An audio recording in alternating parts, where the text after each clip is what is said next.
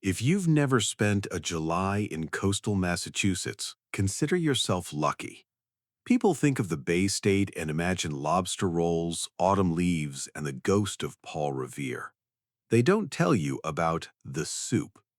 By mid-July, the Atlantic air doesn't just blow into town, it crawls. It's a thick, salt-heavy humidity that wraps around your lungs like a hot, wet wool blanket. In the town of Oakhaven, a place so historic that you're practically required to have a musket in your umbrella stand, the humidity hits 95% and stays there until the humidity itself gets tired.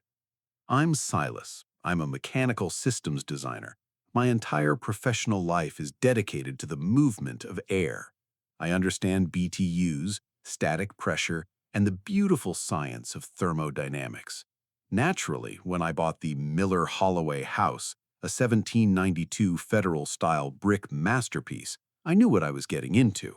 I wanted the history, but I didn't want the 1792 internal temperature. I had been living in the house for 2 years, essentially slow cooking myself every summer. My 230-year-old bricks didn't just hold the history of the revolution, they held the heat of the sun like a thermal battery. By 10 p.m., the inside of my bedroom was a consistent 88 degrees. I was sleeping on top of frozen gel packs just to keep my heart rate down. So I did what any sane person with a bank account and a sweat gland would do. I spent 6 months planning a high-velocity small duct mini-split system. It was a $22,000 engineering marvel. No ugly white boxes on the walls, just tiny 2-inch round vents that would be hidden in the ornate crown molding. It was surgical, it was expensive, it was, I thought, invisible. The installation crew, led by a guy named Miller, who had forearms like canned hams and a permanent scowl, was 3 days into the job. We were standing in the alleyway between my house and my neighbor's, looking at the outdoor condenser unit. This thing was the size of a suitcase, painted a muted, historic slate color, and tucked behind an 18th century style cedar lattice. Miller was just about to connect the copper line sets when the air in the alleyway got even heavier. It wasn't the weather, it was the arrival of the queen of the cobblestones. "Stop," a voice rang out. It wasn't a request, it was a command that had the weight of 3 centuries of elitism behind it. I turned around. Standing at the mouth of the alleyway was Beatrice Sterling. Beatrice was 70, going on 300. She was the chairwoman of the Oakhaven Historic Preservation Society. She was wearing a tweed skirt in 90-degree heat and holding a gold-topped cane that she definitely didn't need for walking. She used it for pointing at things she wanted destroyed. "Excuse me," I said, wiping salt-stinged sweat out of my eyes. "Can I help you, Beatrice?" She didn't look at me. She walked up to the cedar lattice and poked it with her cane, then looked at the outdoor condenser unit like it was a pile of radioactive waste.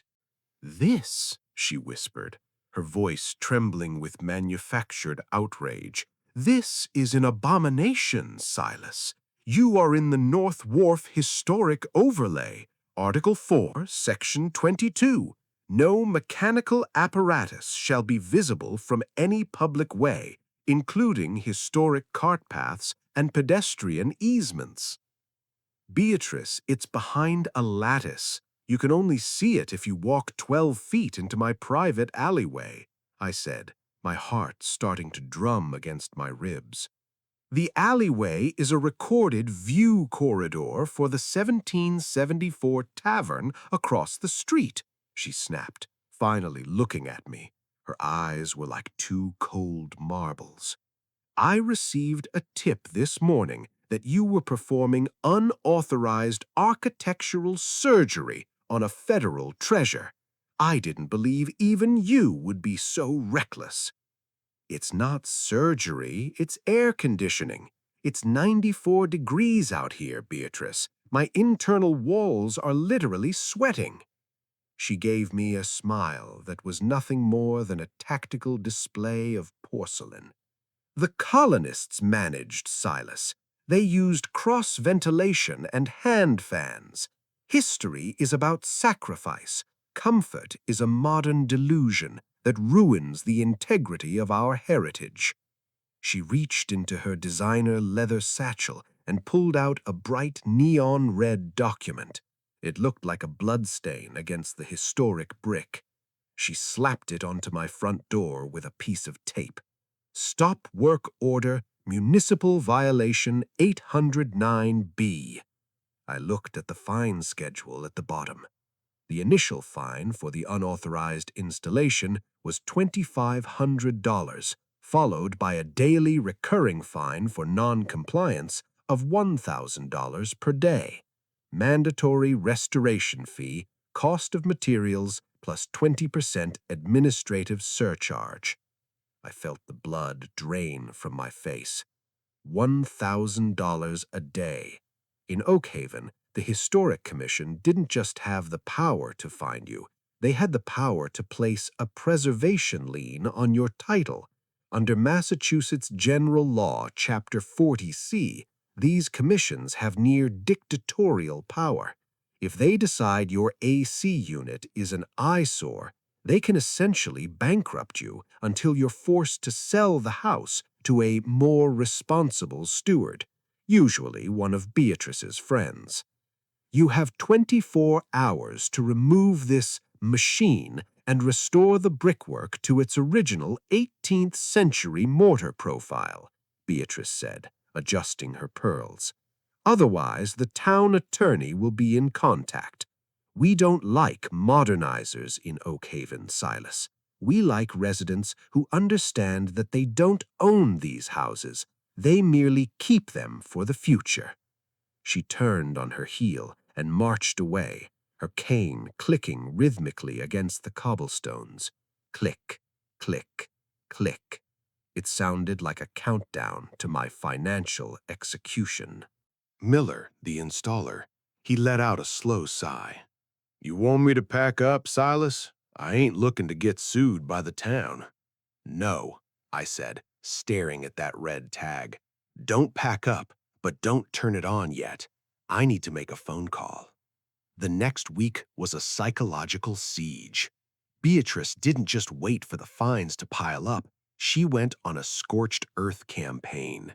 It started on the Oakhaven Heritage Facebook group. She posted a photo of my alleyway, taken from a high angle that must have required her to climb a ladder on the tavern's property, with a caption that read, "A sad day for the Miller Holloway house. Another resident chooses personal luxury over the sacred silence of our ancestors. Is our history for sale?" By Wednesday, I was the neighborhood pariah. When I went to the Black Dog for my morning coffee, the regular crowd of old-timers, men who wore boat shoes and talked about the good old days of the 1950s, would go silent when I walked in. I saw Mrs. Gable, a woman I'd helped shovel snow for 3 winters in a row, cross the street to avoid me. I was being followed. Every time I stepped out of my house, I'd see Beatrice's car, a pristine 1990s Volvo wagon, creeping past at 5 miles per hour. She wasn't driving, she was patrolling. She'd stop, lower her window and stare at my windows, looking for any sign of a modern intrusion. The entitlement was staggering. On Friday, I came home to find a man I'd never met standing on my sidewalk with a measuring tape. "Can I help you?" I asked, putting my truck in park. "Just verifying the setback," the man said. He was wearing a vest that said, Oakhaven Historic Surveyor. "Beatrice is concerned that your new cedar lattice is 4 inches too close to the pedestrian easement. If it is, the whole thing has to come down. Historical accuracy is about inches, son." "It's my land," I said, stepping out of the truck. The heat was pulsating off the pavement. "And that lattice is based on a design from the 1780s Salem archives. It's as historic as it gets." The man just grunted and kept measuring. "Beatrice says it's pseudo-historic. She says it's an unauthentic imitation designed to deceive the public eye." I went inside and slammed the door. The house was a furnace. It was 91 degrees in the kitchen. I looked at my thermostat. I looked at the beautiful $22,000 system that was sitting dormant because a woman in tweed decided she liked the aesthetic of my suffering. I sat at my mahogany dining table, sweat dripping onto my legal pads, and started my own investigation. I'm an engineer. I don't just look at air, I look at the structures that contain it. And Beatrice's structure, the legal one, was starting to look like it had some very deep cracks. I spent the next 3 nights in the war room. I pulled my deed. I pulled the town charter from 1892. I pulled the state's historical commission guidelines. I found something interesting. Beatrice kept quoting Article 4, Section 22. But when I looked at the actual town bylaws, Section 22 had been amended in 2014 to comply with the Massachusetts Green Energy Act. The amendment stated that energy-efficient climate control systems were permitted in historic districts, provided they were minimally intrusive and used period-appropriate screening. But Beatrice had left that part out of her little red tag. She was using an outdated version of the law to bully residents into staying in the 18th century. But then I found the nuclear strike detail. I looked at Beatrice's house, the Sterling Manor. It was the crown jewel of Oakhaven, built in 1760. It was the most historic house in town. I went to the town's digital archives and looked at the permits for her property over the last 20 years. Beatrice was always bragging about her original 12/12 wood sash windows. She'd once spent an hour at a town meeting lecturing me on why vinyl-clad windows were a crime against the soul of Massachusetts. I zoomed in on a high-resolution photo of her house from the local real estate listings from 5 years ago, before she'd delisted it. I looked at the reflections in the glass. I looked at the muntins, the little wooden dividers between the panes. My heart skipped a beat. The reflection was too perfect. Wood doesn't reflect light with that kind of flat, industrial precision. I grabbed my binoculars and walked down the street under the cover of a humid dusk. I stood across from Sterling Manor and waited for the porch light to hit the glass. There it was, a tiny etched logo in the corner of the pane, a brand name, Pella. Beatrice Stirring, the high priestess of preservation, had replaced her sacred 18th century windows with high-end, double-paned, vacuum-sealed Pella architectural replicas, and according to the town permit records, there was no record of an OHPS approval for window replacement at her address.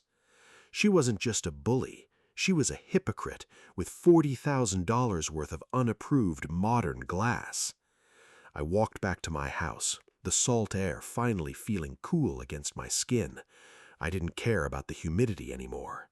I had the unbeatable truth. I pulled out my phone and dialed Miller, the HVAC guy. "Miller," I said, a slow, dangerous grin spreading across my face, "I want you back here at 6 a.m. on Monday. We're not taking the system down, we're finishing it. And I want you to bring a very large, very loud industrial generator." "For what?" Miller asked.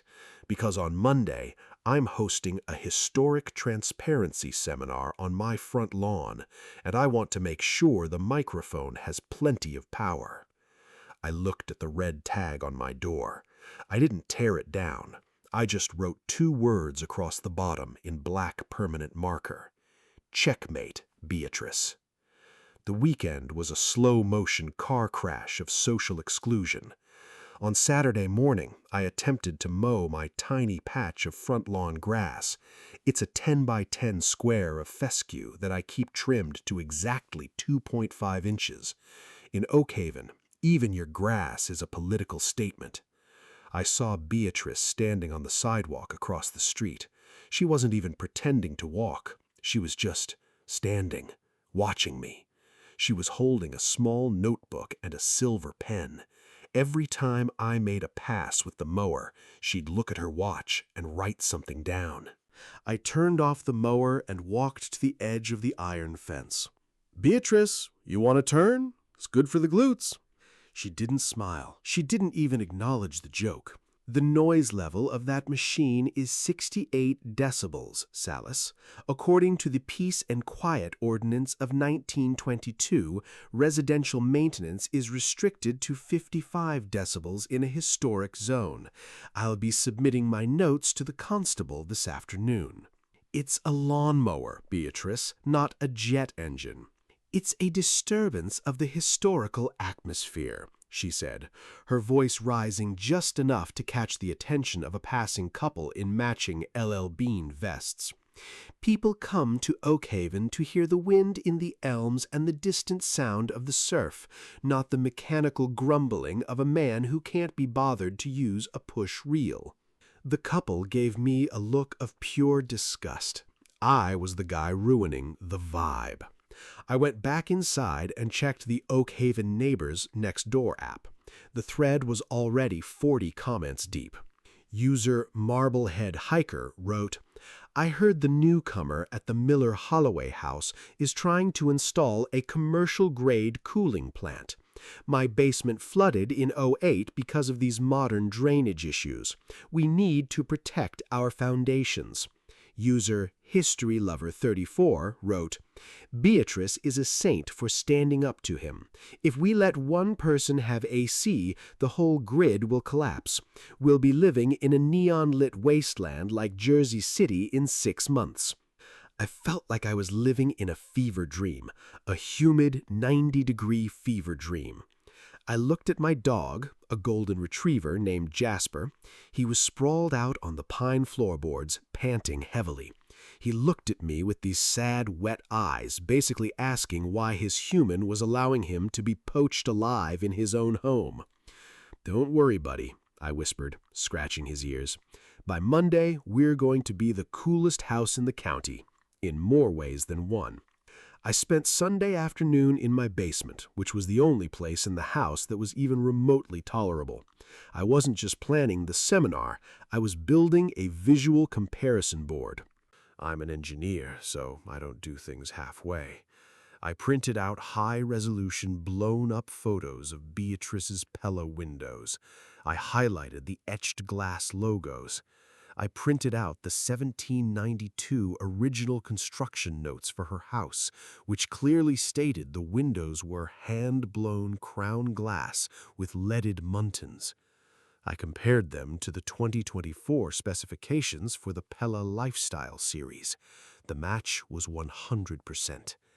Then I looked up the Selective Enforcement Clause in the Massachusetts State Constitution, Declaration of Rights, Article 10.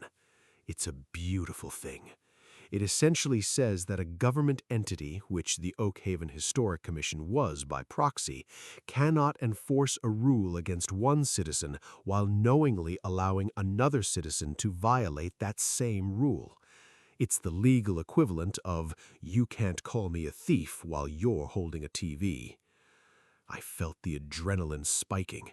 This wasn't just about my $22,000 AC system anymore. This was about the absolute unchecked arrogance of the historic elite. They wanted a museum, not a neighborhood. They wanted a set of rules that applied to everyone but themselves. I looked at the clock. 9 p.m. The temperature outside was still 82 degrees. The humidity was a literal fog rolling off the harbor. I sat in the dark, listening to the old house creak and groan as the wood expanded in the heat. It sounded like the house itself was tired of being a monument. It wanted to be a home. I sent one final email to Miller. Subject, Monday morning mobilization. Miller, bring the extra-long copper piping and the industrial-grade black spray paint. I've got a special design feature we're going to add to the alleyway that Beatrice is going to absolutely love. I went to sleep on the floor of the basement, listening to the hum of the dehumidifier and the distant rhythmic clicking of Beatrice's cane in my nightmares. Monday was coming, and the soup was about to boil over. Monday morning didn't just bring the sun, it brought the heat of 1,000 ovens. By 6 a.m., Miller and his crew were back in my alleyway. They weren't whispering this time. They were working with the loud, rhythmic confidence of men who knew they had the high ground. I stood on the sidewalk, looking at that neon red tag again. I read the numbers aloud, just so the reality could sink in. Initial fine for unauthorized installation, $2,500. Daily recurring fine for non-compliance, $1,000 per day. Silas, Miller said, wiping grease onto his jeans. That's a lot of zeros, man. You're sure about this seminar thing? Miller, I said, handing him a cold bottle of water. In engineering, when a bridge is failing, you don't just patch the cracks, you point out that the foundation was built on sand. Today, we're showing the town that Beatrice's foundation is made of Pella vinyl-clad replicas. I spent the next 3 hours setting up. I didn't just put out chairs. I rented a professional-grade PA system and 2 massive 65-inch outdoor monitors. I positioned them right on the edge of my property line, facing the street where the tourist trolleys pass by every 20 minutes. But before the show started, I had to complete the final piece of the deep dive. I drove over to the Essex County Registry of Deeds in Salem. I wasn't looking for my house this time. I was looking for the original 1984 Historical Preservation Grant awarded to Beatrice's late husband. I found it, a 40-page document signed by Beatrice's late husband. It was a contract with the state of Massachusetts. In exchange for a $150,000 tax credit to restore the manor, the owners agreed to maintain all original architectural apertures, including crown glass window panes, in perpetuity. There was a specific clause. Any deviation from the 1760 glass profile without express written consent from the State Historical Secretary shall result in the immediate forfeiture of the tax credit and the assessment of back taxes at the current market rate. I did the math. Back taxes on a $4 million estate over 40 years, that was a 7-figure death blow. Beatrice wasn't just lying to the neighborhood, she was defrauding the Commonwealth of Massachusetts. I felt a cold, sharp victory. The humidity didn't feel so heavy anymore. I had the unbeatable truth in a manila envelope, and I was ready to deliver it with a microphone. By 10 a.m., the sidewalk was already buzzing. Beatrice had seen the monitors and the PA system from her window, and she had done exactly what I expected. She called the town council, the local paper, and half the historical society. She wanted a public execution. She wanted to show the town what happened to modernizers who defied her. She marched across the street, her gold-topped cane clicking like a drumbeat. She was followed by 2 guys in suits, the town attorney and a junior member of the planning board. "Silas," Beatrice shouted, her voice amplified by the natural acoustics of the brick alleyway, "this circus is a violation of the Peace and Quiet Ordinance. You have not removed the machinery. I am instructing the town attorney to initiate the preservation lien immediately." I stepped up to the microphone.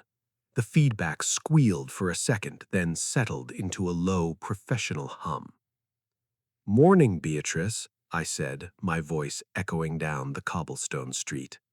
"And good morning to the Oakhaven Historic Commission. I'm glad you could all make it. I was just about to start my presentation on the evolution of New England craftsmanship." "We aren't here for a lecture," the town attorney barked.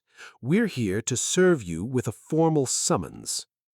Oh, you'll want to see the first slide before you do that, I said, hitting a button on my remote.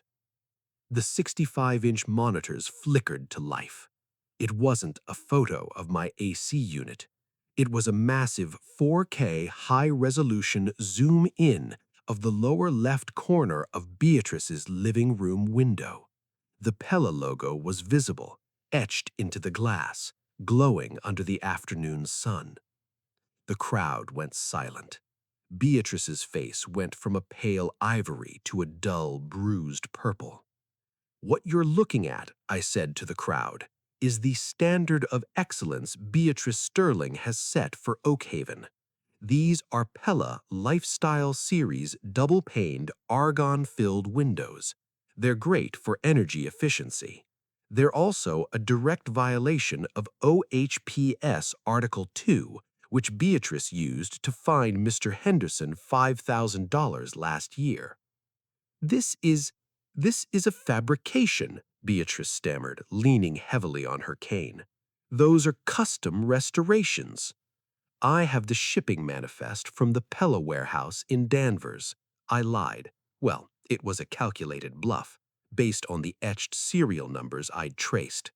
And more importantly, I have the 1984 State Preservation Grant.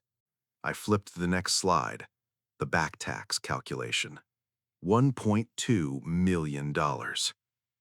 Beatrice, I said, leaning over the podium, you told me that history is about sacrifice. You told me the colonists managed without comfort. So I'm curious, why are you sitting behind 3 inches of modern vacuum-sealed glass while I'm supposed to melt in my own bedroom? The town attorney looked at the slide, then looked at Beatrice.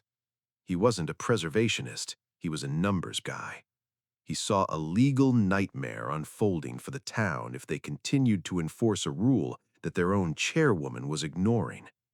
Silas, the attorney said, his voice much lower now, perhaps we should take this inside, away from the monitors. I like the fresh air. I smiled at the growing crowd of tourists who were now taking photos of the presentation.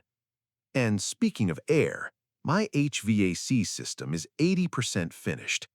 I've decided that if the OHPS wants to keep my stop work order in place, I'll be forced to file a formal complaint with the State Historical Secretary regarding the Sterling Manor's glass profile. I imagine the state would love to collect that $1.2 million in back taxes. Beatrice looked like she was about to have a stroke. She opened her mouth to speak, but no sound came out. She looked at her neighbors, the people she had bullied for decades, and she saw the same thing I did. They weren't afraid of her anymore. They were laughing. "We can reach an accommodation," the town attorney whispered, stepping closer to the PA system. "I'm sure we can," I said, clicking off the microphone.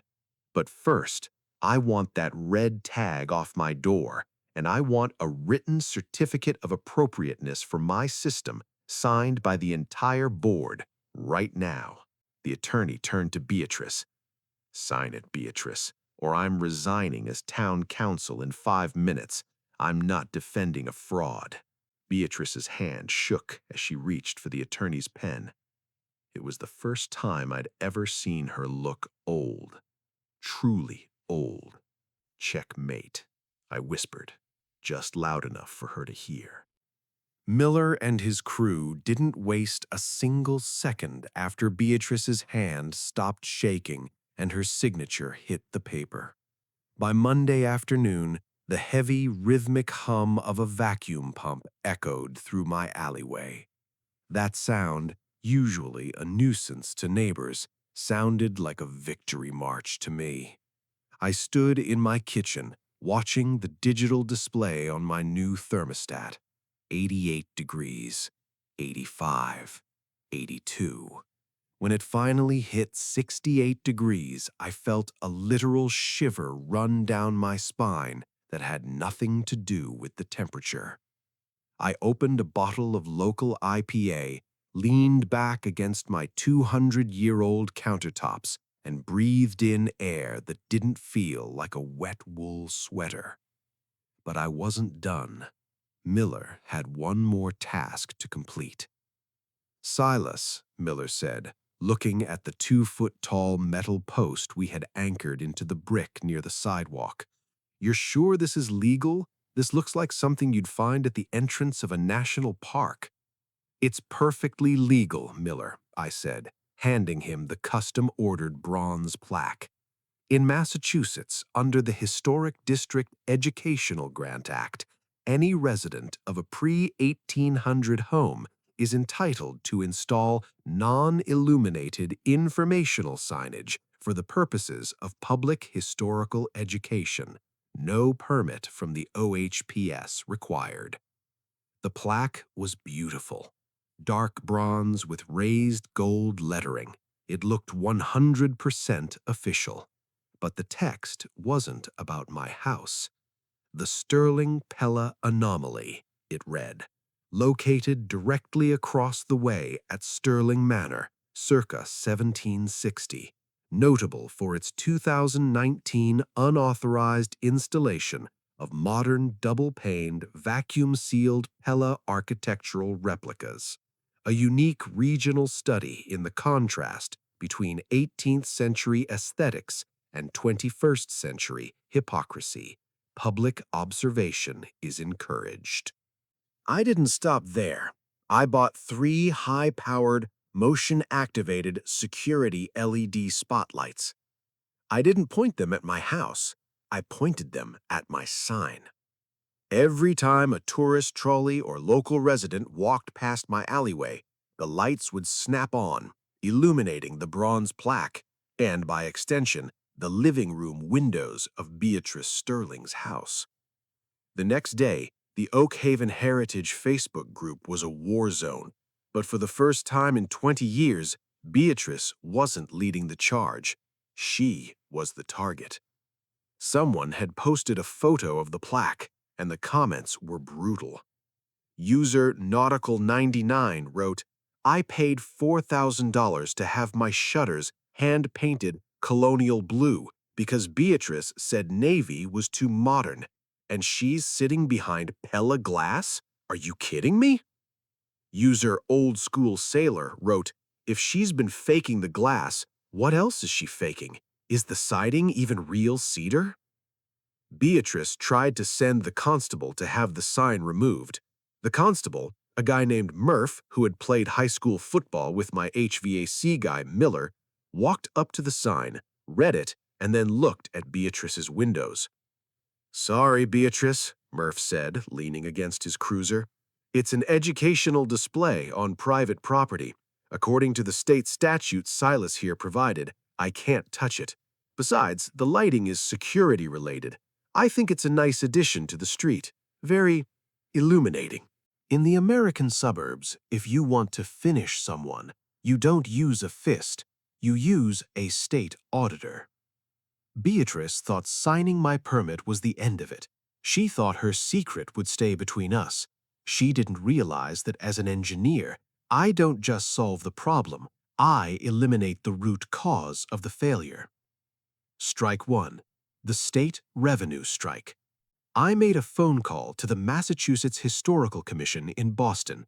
I didn't just tell her she had new windows.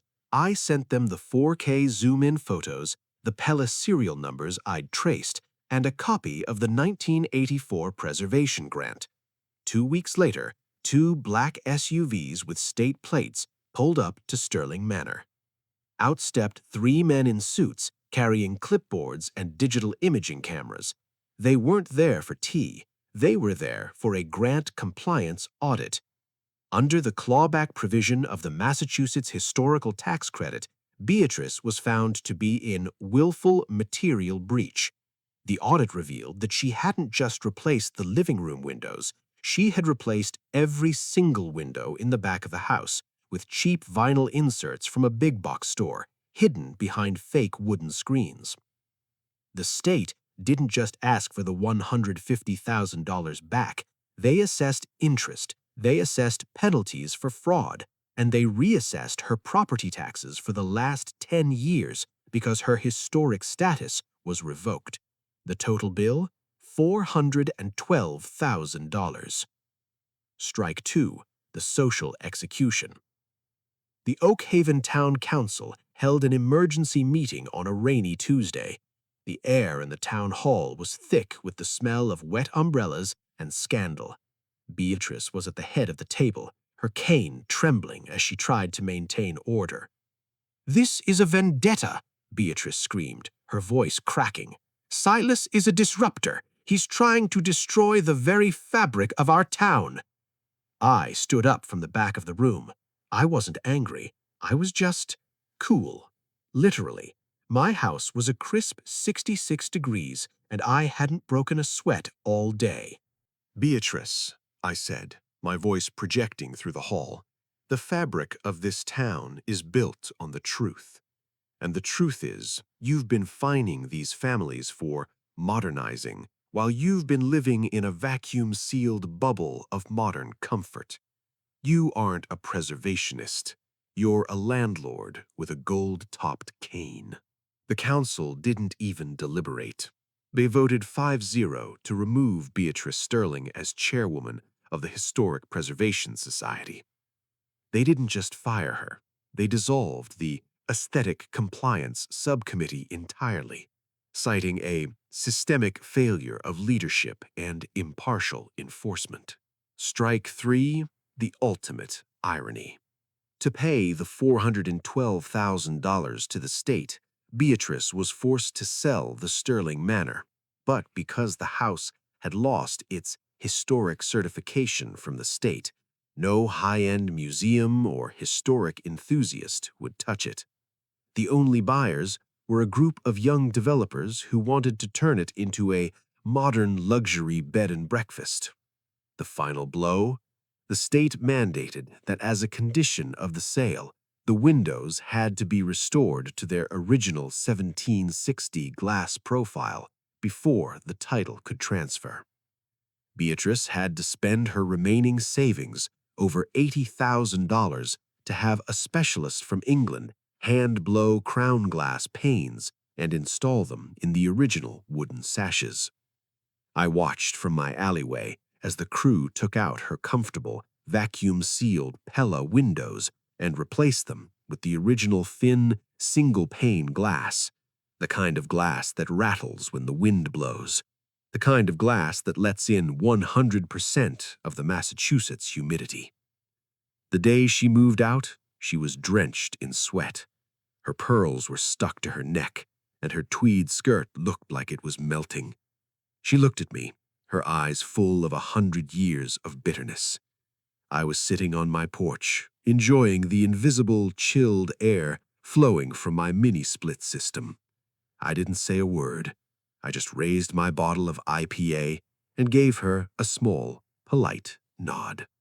Beatrice moved into a small, generic apartment building on the outskirts of town. A building made of concrete and steel.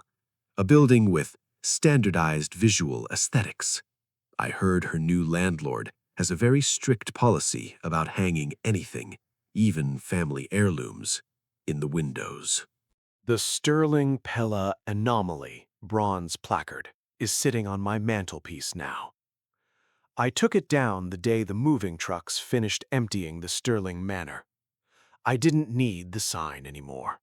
The truth had already done its job, and the silence that followed Beatrice's departure was more educational than any piece of bronze could ever be. It's late August now.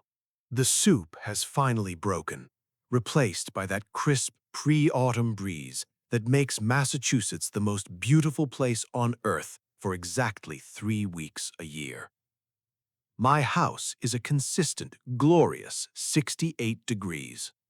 My electric bill is surprisingly low, thanks to the high-efficiency engineering of the system Beatrice tried to kill. But the neighborhood? Oak Haven has changed. The Historic Preservation Society was completely restructured.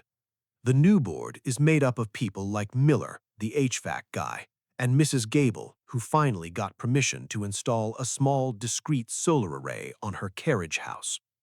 We still care about the history. The musket in the umbrella stand is still there, so to speak. But we've realized that a town is only as strong as its residents' ability to actually live in it. I saw Beatrice once, about a week ago. I was at the local hardware store buying weather stripping for my front door. She was standing in the lighting aisle, looking at a generic plastic brushed nickel ceiling fan. She looked smaller. Without the gold-topped cane and the backdrop of a $4 million estate, she was just an old woman who looked very, very tired of the heat. I've been following the debate on the town's Facebook group. It hasn't stopped. User Preserve the Past wrote, "Silas might have won, but Oakhaven lost its soul. Once you allow one modern convenience, the floodgates are open. We're one step closer to becoming a theme park." User Cool and Collected replied, "The soul of a town isn't in a window pane, it's in the people. I'd rather have a neighbor with AC than a neighbor with a $1.2 million tax fraud." Some people still look at me like I'm the man who burned down the library. They say I was cruel. They say that uncovering a 40-year-old tax grant and forcing an elderly woman out of her ancestral home over some window glass was extreme. They call me the mechanical assassin. But I look at it differently. In engineering, a system is only as good as its tolerances. Beatrice set the tolerance at 0 for everyone else, while giving herself infinite room to cheat. That's not a historic standard, that's a structural flaw. And eventually, every flawed structure collapses under its own weight. So, I'm asking you, if you were being bullied into a heat stroke by a person who was faking the very rules they used to punish you, would you have stayed in the 18th century, or would you have brought the 21st century to their front door with a microphone and a PA system? Was I the hero of Oakhaven, or was I the coldest neighbor in New England? Drop a comment below. I'm curious to see where you draw the line. Because from where I'm sitting, right in front of my hidden high-velocity vent, the air feels perfectly fair.